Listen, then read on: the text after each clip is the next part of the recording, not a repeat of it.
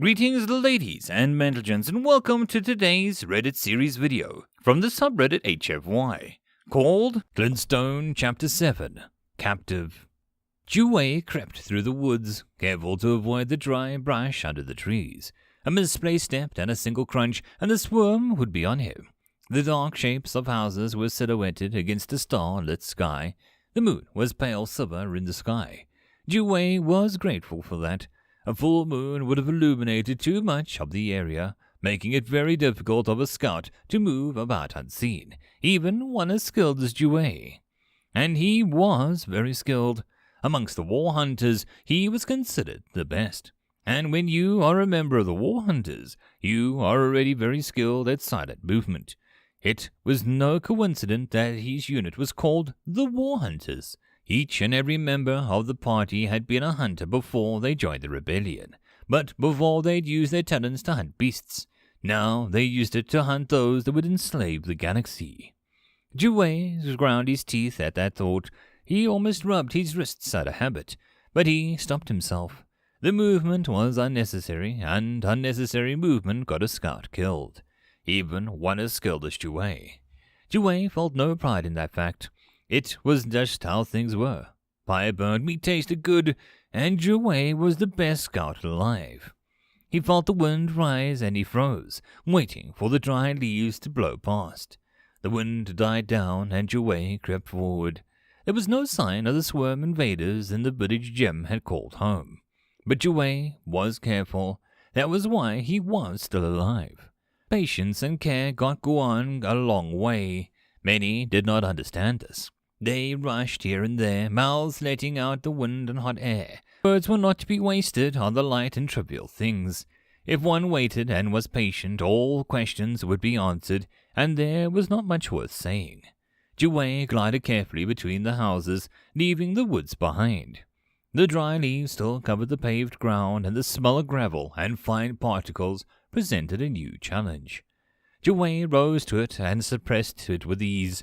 He slided against the houses, keeping in the shadows. His tight-fitting suit with the jagged streaks of black and grey were designed to blend in with the darkness. Most beings thought it was best to wear solid black when sneaking about at night. Most beings would get themselves caught in seconds. The jagged grey and the black broke up the shape of the body, blending it with the darkness, not providing a solid outline, as solid black would. W.R.E had purchased this suit from an old merchant on Harai. It was the best purchase that he had made. The merchant did not know it, but the suit was one of a very few number of suits made by the shadows. It was a chameleon suit, allowing the wearer to blend into whatever he desired. The technique had been lost 100 years ago, and the shadows had been eradicated by the swarm. The merchant had been selling it at a few dozen marks, a pittance compared to what it was worth. W.R.E had purchased it for 1,000, everything he had on him. When the merchant had protested, W.R.E forced him to accept. If one had to describe W.R.E, honorable was the first word to come to mind. Fire burned, meat tasted good, and W.R.E was honorable. The center of the village was empty as the edge. It was clear that no one was here. Based on the food left out and the clothing left in the drawers, the villagers had not gone on purpose. They had been taken by the swarm. But to where? Following the trail left by the road, obvious enough for a child to follow, he found where. Perhaps 3 miles from the village there was a spaceport. Jem had described it as a small place, just a few docking bays, a repair shop, and a few shops. Those were gone now, leveled to make room for the massive troop carrier. It towered 100 feet above the surface of the planet, dull grey and surrounded by a large portable plasma fence. W.R.E could hear the hum of the plasma coursing through the metal links of the fence. Inside the fence was a quiet camp with minimal movement. In the middle of the night only the sentries were awake and moving. The bright lights crossing in front of the fence were there to illuminate the area, and they did an admirable job of it. But it was not the area around the fence that they should have been worried about. The light enabled the sentries to watch the fence, but it blinded their eyes to what was happening outside of it. Anything could be happening out there, and they would have no idea. W.R.E was grateful for that. Every advantage that he could get, he took without complaint. Some beings wished for a challenge, but Ju.W.E. always looked for a simple route. Sooner or later, if you tossed aside your advantage, for some sense of being even, you would suffer for it. A flickering light drew his attention, and he noticed a large fenced-off area at the side of his ship. He could see thousands of beings pressed against one another in a pen, sleeping one atop the other, those that were asleep. The rest of them paced the pen or cried silently. These were the remnants of the inhabitants of Berea. Jem had said only 10,000 beings lived there at most in the villages around the spaceport, the lifeline for this planet. Jem and his people were not natives of this planet, but their ancestors had lived here for hundreds of years. The beings in the pen below were the survivors of the swarm attack, rounded up like cattle to be sold off as slaves. Those the soldiers did not kill for sport. This was enough to tell Jem he would make a plan and the hunters would descend on Swarm and remove the scum. This time Ju.W.E. did rub his wrists, feeding the raised scars. The branch cracked as he sighed as Ju.W.E. froze. Stupid, he thought, careless. He saw a Swarm sentry walking amongst the trees, shining his light back at Voth. He did it mechanically, following a pattern. Ju.W.E. relaxed the slightest bit. The sentry had not heard him. Ju.W.E. waited in the shadows until the light faded into the distance. He could not kill the sentry. His absence would alert the swarm that someone who wished them ill will was in the woods. When the sentry, well and truly faded from view, only then did Ju.W.E. move. He crept back the way he had come, following the road from a dozen steps to the side, not wanting to be discovered by a chance vehicle passing down it. Back through the woods he went, around Jem's village, back to Susan where the rest of the rebels waited.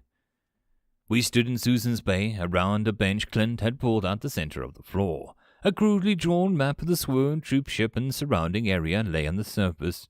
Ju.W.E. had recently returned and told Jem what he had seen. The map was drawn and Jem gathered us for planning. From what Ju.W.E. told us, the remaining population is corralled here. He pointed to the red circle. The swarm have erected a plasma fence around them. Based on the size of the troop carrier, there are around 1,000 swarm soldiers.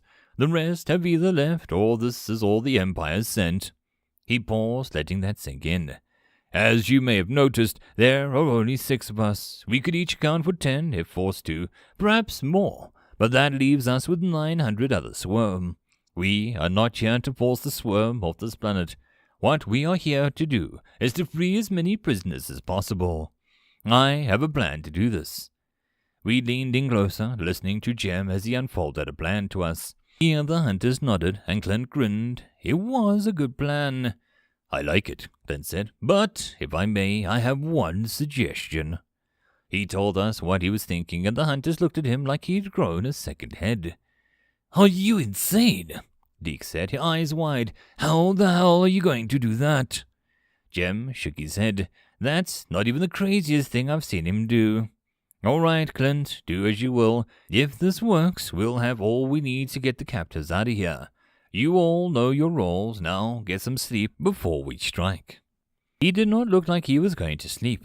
I could not blame him. He didn't know if his family was alive or not, and if they were in the hands of the swarm.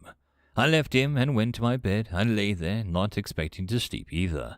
Too many thoughts were racing through my mind for me to rest. So I thought. But it had been a very long day. Fighting the rebellion and fighting a being of Clint Stone's caliber was very exhausting. My eyes soon slid shut, and I fell into a dreamless sleep. I awoke to Clint banging on the wall, shouting, "Rise and shine, buddy boy.